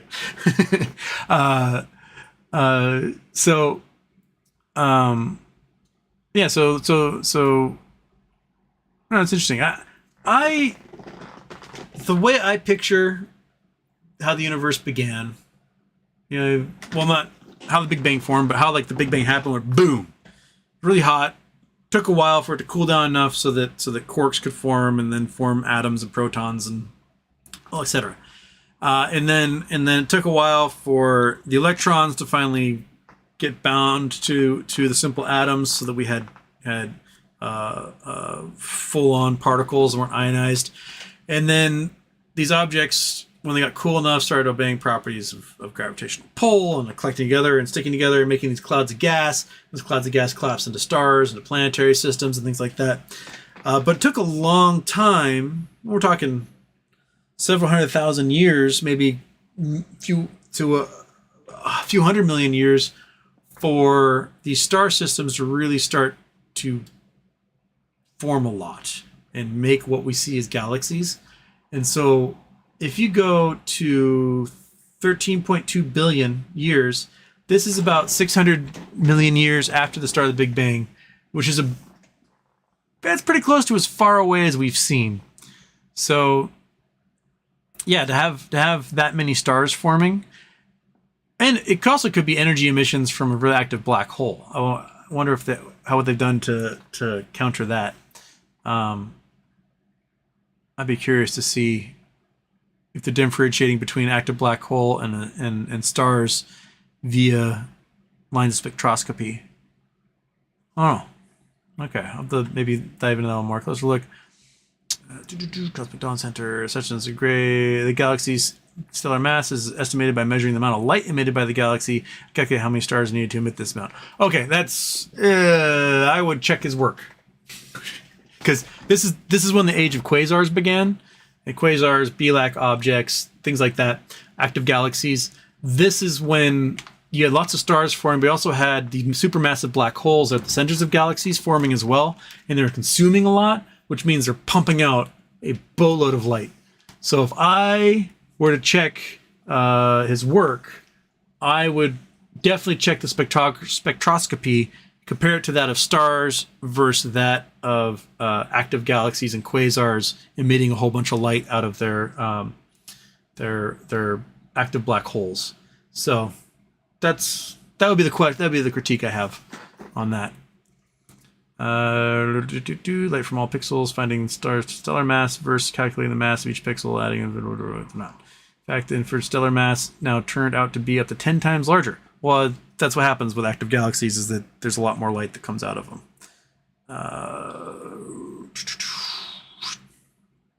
So yeah, stellar mass is looking at the whole galaxy. I would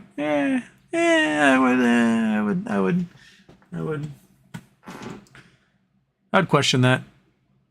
I would challenge him on that. Be like, hey, look at the spectrograph lines. Are you getting emission lines or are you getting absorption lines? What do you got?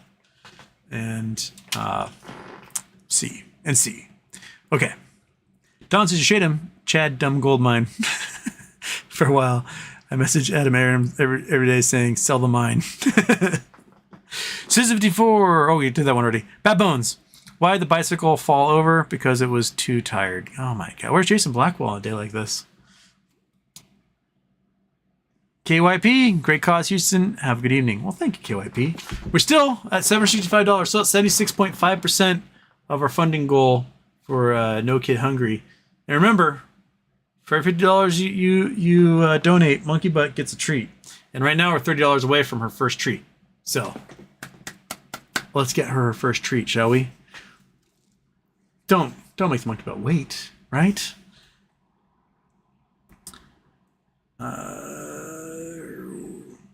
Chris Taylor, Dark Star is a great tune too. Oh yeah, Dark Star is that last Bowie song, right?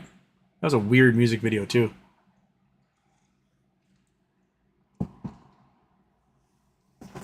Money over Mayor, a lot of us are alive right now because Stanislav Petrov. Why do I know that name? Is that the guy that refused to launch the nuke? Yeah, he's the lieutenant colonel who got a false alarm about a nuclear attack and refused to launch in retaliation. Yeah, he died a little while ago. Died in 2017. Yeah, this dude. This guy got a warning that there's incoming ICBMs, and he's like, that doesn't seem right. But protocol says, I see that I should go launch all of our ICBMs. And apparently it was like the system on the fritz, and he refused to launch those ICBMs and save the world from a nuclear holocaust based upon faulty equipment. Yeah, good dude. Way to go, guy. Oop, we're 785. Who got in there? Don Caesar Shadem is helping out again. Monkey Butt, you're $10 away. Wherever you went. Oh, she's hiding behind she's laying on the floor behind the ottoman. Okay. Fantastic.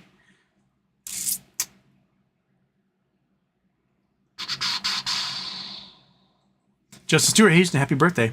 East Coast Mods checking in. Share and tell for Active Parent Company about effing time. Mm-hmm. Good. Good. Get it going there, company I can't talk about.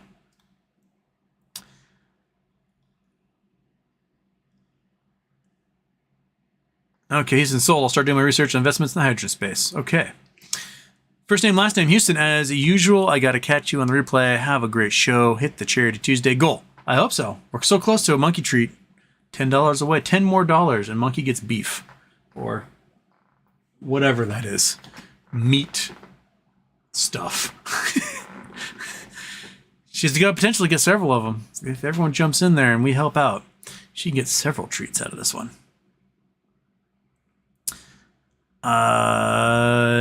Derek Colhurst, second largest swamp behind Congress. 36 minutes behind. I'm not too far behind. I'm only 30 minutes exactly behind. That's pretty good. We don't have a very large crowd today. It's because it's Tuesday. I don't know. People are like scared if they watch, they have to donate or something. Bex. Oh, sorry. Darn Caesar Shadem. You have an above average intelligence crowd. We will quickly solve whatever obscure challenge you present. If the guy who found the original treasure is involved, you guys are doomed. Oh, anonymous Viking and striking Viking anonymous Joe Yonder Monkey. Guess what? Oh, there she is. Treat number 1. Here's treat number 1. Oh, that's not. I'm gonna do a full size one here, right? Full size. Okay, treat number 1. That means we're now $45 away from treat number 2. Monkey, you have them all to thank. Come up here and get your good lovin'. Oh yeah, oh, so delicious, isn't it? Okay, treat number 1. We're at $800. We gotta get to $845, and Monkey gets treat number 2. So hang tight, buddy. Treat number 2. Yeah, we get you nice and fat. You got nice and lean because we're running around the sunshine stuff all day now. And Houston's getting nice and lean. I'm below 210 for the first time since like November. So, just us being buff, bronze, and bitching, pulling out blackberries really is kicking the shit out of me. And the section of blackberries I'm working on has just slowed to a crawl, and I am absolutely just. There's so many of them. And it's on like a hillside next to the ditch, and just a struggle to stay upright and get those things out. But Monkey Butt, she's enjoying the sunshine, just panting away. Yeah. Is there going to be a second one, Monkey? We'll find out. $45 from now. Get to $845, and I've got 23 minutes. Oh, shit. So, we're $800. We need 200 more, which means if everybody donates like $1.50 right now, we will meet our $1,000 goal.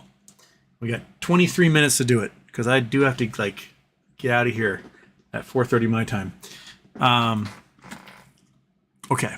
Bex, did BBBY clean house and get Bossy Consulting out, or are they just going to bury the company with horrendous decisions again? Is there any reason to stay with the company after the auctions? I don't know enough about the board. I do know that the CEO has a bunch of shares. And if she has any interest in having those shares of any value, then she's going to need to wipe out that debt, get some cash in hand to keep the company going. So it's definitely in her interest to have all that gone. So that seems to be. And yeah, nobody on earth ever used Boston Consulting Group for anything ever again. Just be done with them. If you are investing in a company and they're like, we're hired Boston's Consulting Group, just sell. Just,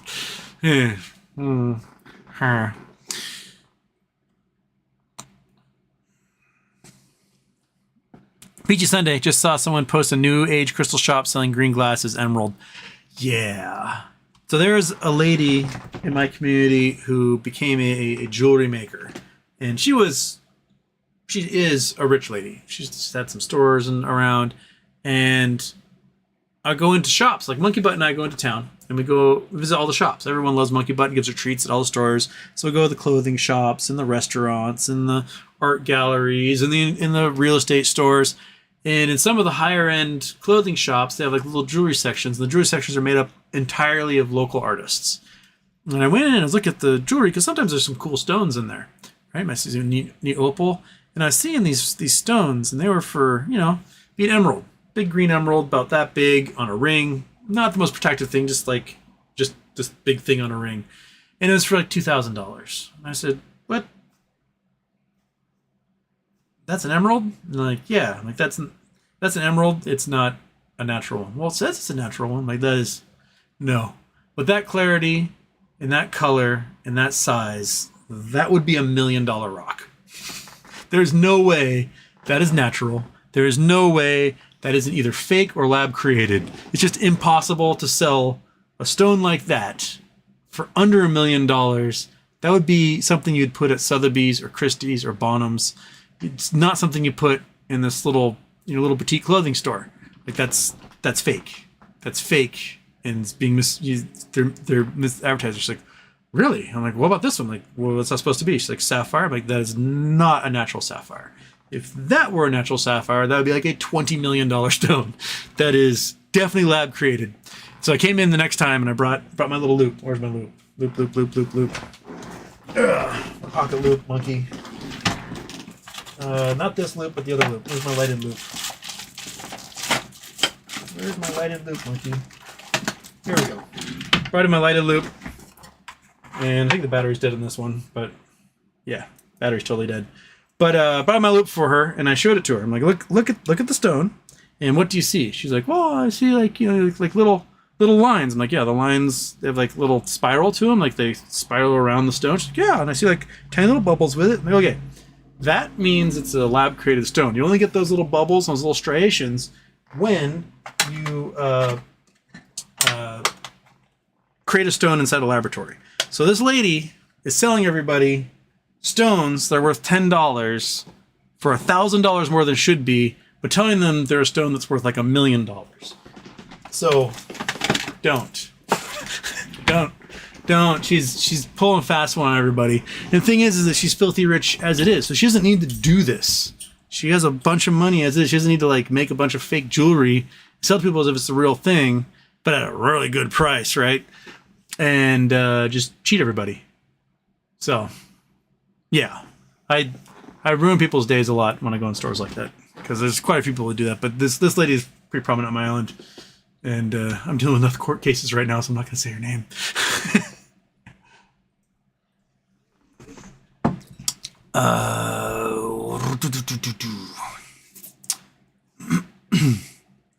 Go AP Houston. They hear correctly. BBBBY was bought by Overstock.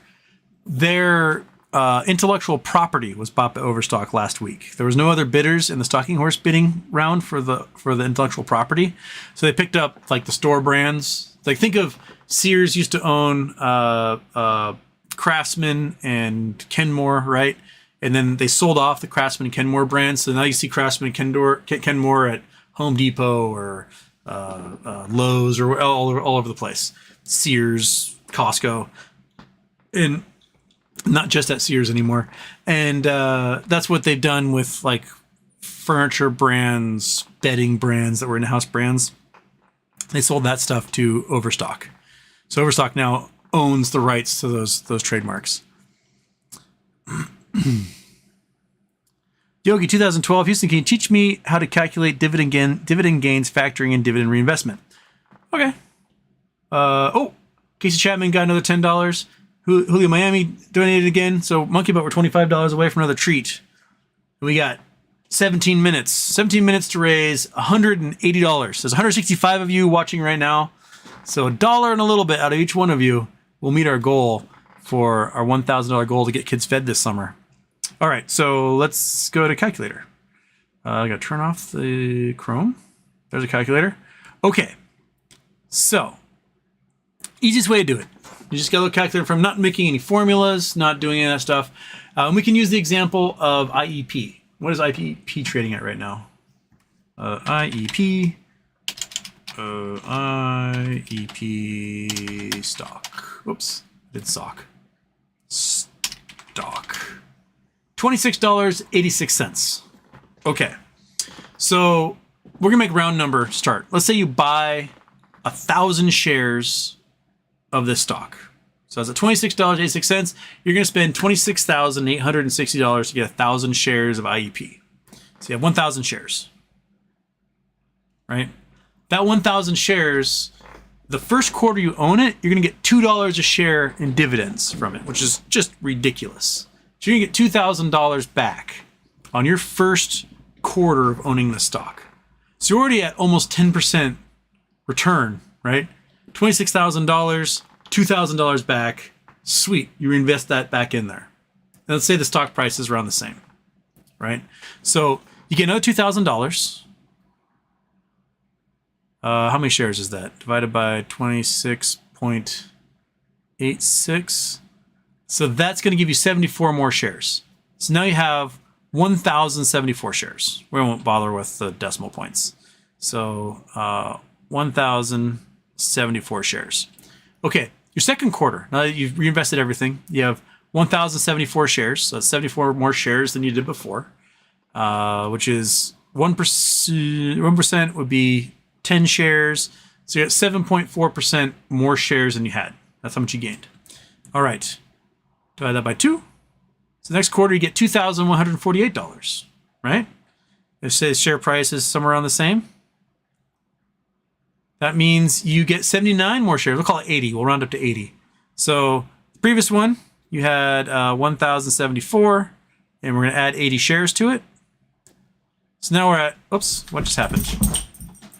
1,074 plus 80 equals, so we got 1,154. Monkey Butt, leave the cat alone.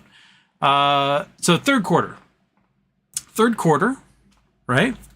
We get another $2 for every single one of those shares. So multiply by 2. We're now at $2,308.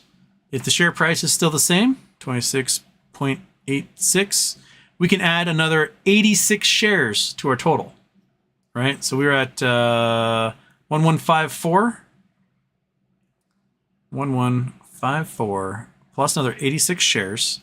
So we're already getting now the equivalent of like 12 more shares per quarter than we were before. So we're at 1,240. So the fourth quarter, this is quarter 4. It's our first year that we're in it. We multiply sucker by 2. It gets us to 2,480. Divide that sucker by 26.68. Duh. 26.86.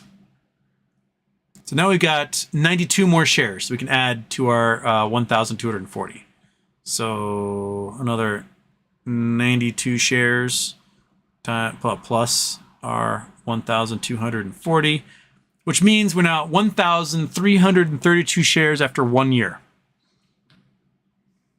That means you've got a 33.2% return on your investment, because 332 is 33.2% of 1,000 what you started with. So in 1 year you got a gains of 33.2%, which is just bonkers, absolutely just nuts. It was already high when the stock was at $50 a share, You're still getting $2. I think it was 18.8% returns back then. And now you're getting 33.2% returns off of the stock. That's silly. So you have to look at how much money you're getting each quarter from your dividends and how many shares you can purchase with that will boost the number your return you got before. Like if you didn't reinvest your shares, you just took the straight cash off your 1,000 shares, you would get $2,000 4 times a year, so $8,000. And your return would be you spent $26,860 on that. Your return would be 29%. So you're getting basically a 4-ish% boost by reinvesting that money into stocks. Monkey butt. We're 850. Oh boy, gonna happen again. Here we go.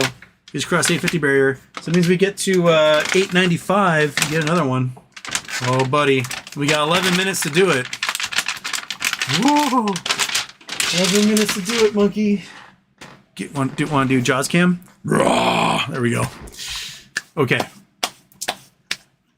That's a simple way. That's not using any arithmetic. You just kind of on a calculator punch, and just add it up.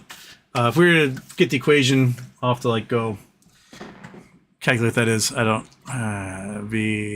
It'd be X, the number of shares, times 2 plus original plus shares times 2. And you would simplify it. Take out the original, bronk, add that times 2x. I'll have to write that down. I'll make an algebraic equation you can use to solve that. Oh, is that good, monkey? Was that good? So we're at 850. We need another $150 to get to our goal of $1,000 to feed kids with No Kid Hungry. We're so close. And another $45 a monkey buckets on the tree. We're gonna get you fat tonight, monkey. Get at least two more treats before we get to 1,000, and we can get you a third treat if we get to $1,045. How's that sound? Yeah, 3 more treats. Oh, we'd be so fat and happy. Oh my goodness, so fat and happy. All right. Where was I? Ethereal Wasteland, new BIS report makes clear the measures taken by government and central banks at one point in time, which appeared to be a rational response to overcome dangers to financial stability, only created the conditions for the eruption of even more severe turbulence. That's what happens when you make laws specifically with giant glaring loopholes in them, right? So, yeah, if you're going to make giant loopholes in your laws, purposely, that will compound problems you have in the integrity of your markets, then yeah, people are going to take advantage of that, and you're going to end up with the giant bubble we're in right now. Jay, if the goal was actually to unite the country, do you think RFK Jr. is the best candidate? No. No. RFK's got some deep demons in his closet. Okay, so he was on heroin heavily for like 20 to 30 years. He was just blasting away, binging in flop houses, fucking prostitutes. You know, he got a marriage annulment from his first wife. He went to the Pope, was like, annul this marriage, get rid of this bitch. And he did. His second wife, she found his journal where he was writing about how he had cheated on her 37 times and given her Hep C from his intravenous drug use and sharing needles and stuff. And then when she found out, she was super sad. It's like, you know what you should probably do? You should probably kill yourself. And then she committed suicide. Now he's married a third time. He's hopefully kicked the heroin habit. I mean, he looks healthier as a result. Now he's injecting himself with like HGH and testosterone and whatever else. And now he's become this like health guru via anti-vax bullshit. And, but he's vaccinated and his kids are all vaccinated and his wife's vaccinated. And during COVID, you weren't allowed over to his house unless you were vaccinated. But he tells everyone, like, don't trust vaccines, because that's how he makes his money now. And no, I do not think he would be a good candidate to unite anybody. I think he's deeply troubled. That deeply troubledness probably floats in and around a borderline personality disorder or something. If I were to diagnose, which I'm not a professional. I mean, his dad was killed. He had a rough go of it. His uncle was killed. He was in the spotlight. He got heavily into drugs. He treated people very horribly and appears to show no remorse about ever doing that. And now he's working as a grifter. I don't think he'll be good to unite anybody. I think he's not trustworthy in the least. He's running basically on a family name and his anti-vax grift. And that doesn't fly for me. The only people who truly seem to really like his candidacy are members of the far right who are actually Trump supporters. They're looking at him as a viable third candidate to split votes away from whoever the Democratic nominee is, and essentially get Trump in there again.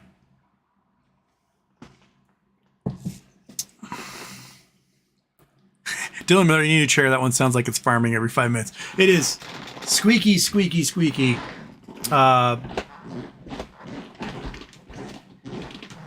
Yeah, I need to I don't know, can I WD-40 a bunch of leather? I have no idea. But it's squeaky, squeaky, squeaky, squeaky. I think it's why people use those really uncomfortable game chairs, is because they don't make any noise or something. Whereas the executive chair I got from Costco is as noisy as shit.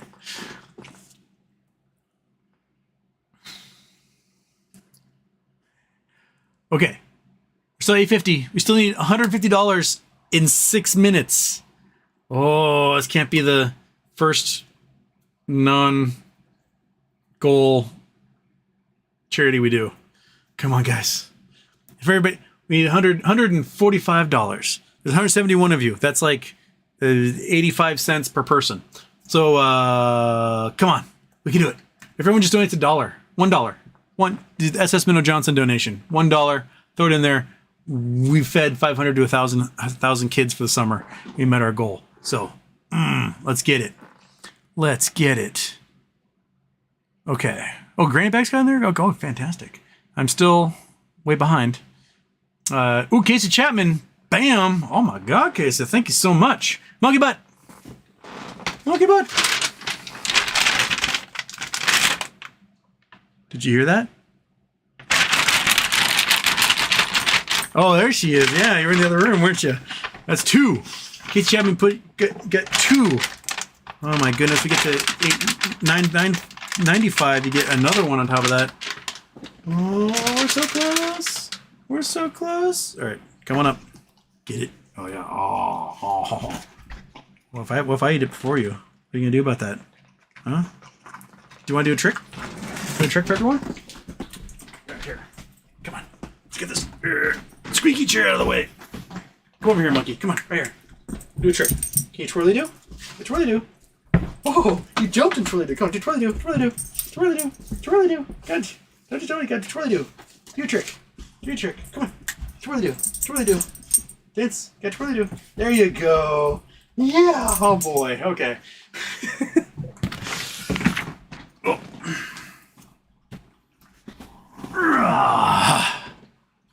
Boom. Oh, we're at 970. So, thank you, No Revolution. Thank you, Anonymous. Michael Mystery pushed us way over. I think that gets us... Where are we at? It says we're at that goal, but... Control V. How many treats is that, monkey? That pushes us at 1,070. Monkey, you get 2 more treats. We made it. Woo! Oh my goodness, you get so fat today? You get so fat? You're like a cat. Michael Mystery just paid really good money so children can eat the treats he got you. Oh, there we go. Is that good? One more Jaws cam? One more Jaws cam in there? Oh, nom, nom, nom, nom. Oh, Michael Mystery coming through at the end with 3 minutes to spare. We're at $1,070 raised. Oh my goodness, was that fantastic? Is it the best day ever? Is it the best day ever? Yeah. Okay, come here. Come here and give us one more bow to the crowd here for your fundraising ability and your snack eating championness. Yeah. Okay. Thank you, everybody. Woo! Okay. Peachy Sunday regarding the emerald. This was a 4-inch obelisk with a bubble inside. Was clearly looked like a glass chip. Yeah. Emeralds don't do. Emeralds are extremely brittle, very brittle. Like they make pretty good pendants, could make great earrings. I actually wouldn't want to do an emerald ring. That and opal rings, they're really brittle and they're likely to, well, you can just shatter an emerald. You can really chip opal really easily. But like earrings, necklaces, I don't know, in your crown or something, those are great. Generally stay away from rings. They're hard, but they're really brittle. So when they get a crack, it just. The Kid Crid donated as well. Thank you, Kid Crid. Oh my goodness, that's 175. So another $20 comes in, Monkey, before in the next minute and a half, you're gonna get another treat. Oh, another $15 comes in, Monkey. Okay, where's the emerald one? All right. Huge unit. Huge unit. Okay, Houston, do you think it'd be possible to start a carbon capture company with the hopes of selling it off to a company to offset the carbon emissions? If so, what method of carbon sink will be best?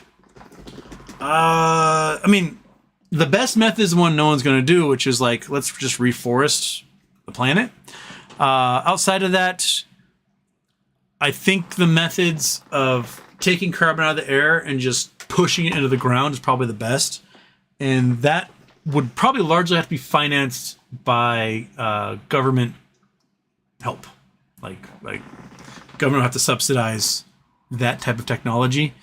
I've often thought, like, what do companies do to guarantee their carbon offsets are actually going to helping things? Like, is there a certification?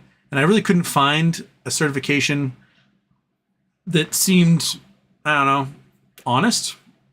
Like, if I were to just claim, like, hey, make a website. Hey, I have 10 million acres of forest in several regions of the country and in the world, to get Canada, Alaska, Congo. I just say that, and I offer to sell carbon offsets to airline industry for $1 million a year, right? There's no way for the airline industry to know that I'm actually offsetting carbon or that I actually own that land. They don't really seem to double check, oh, this guy has a website and it seems like, buy. And they advertise like, oh, we're doing carbon offsets and everything's great. That seems to be kind of how it runs. Or you sell the same carbon offset. You do buy a chunk of land, right? Preserve the trees. You say, oh, I'm going to preserve this 1 million acres.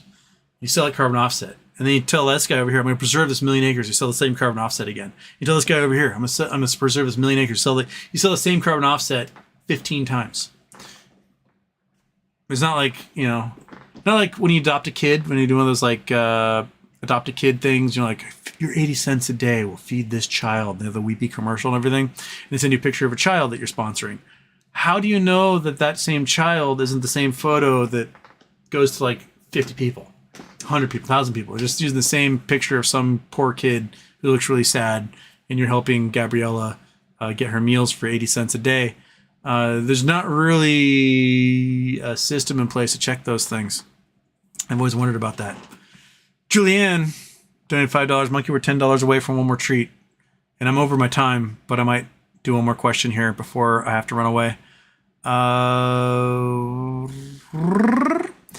Mudkip, Houston, what's up with all the reverse splits? Any stock I have that has done pretty much makes my investment worthless. What is the actual point?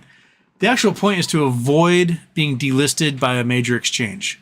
Your stock price goes below $1 on the NASDAQ. You get a warning that, hey, you got 180 days to get your stock price above $1. Otherwise we're booting you to the OTC.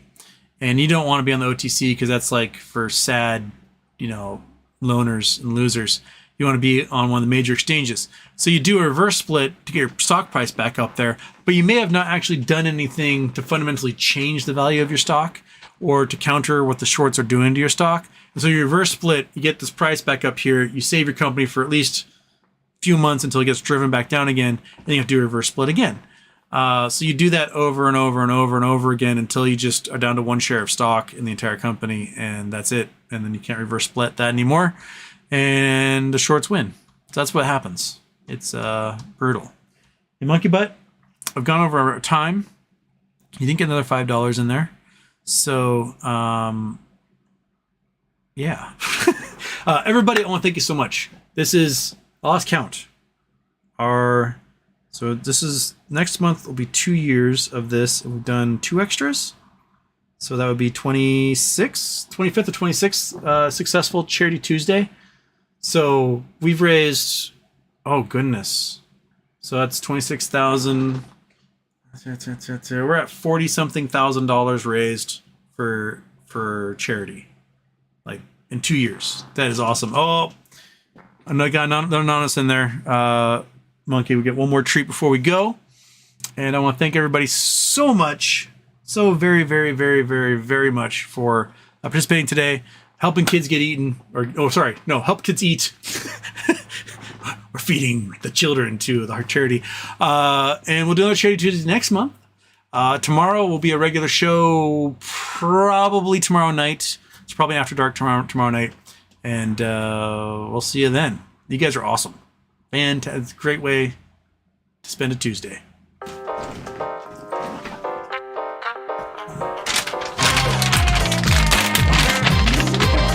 on, get up there. Get up there. Come on, you can do it. You can do it. Come on. Come on. Oh, there it is. Oh, no. Okay, that's what we got. Okay, everybody.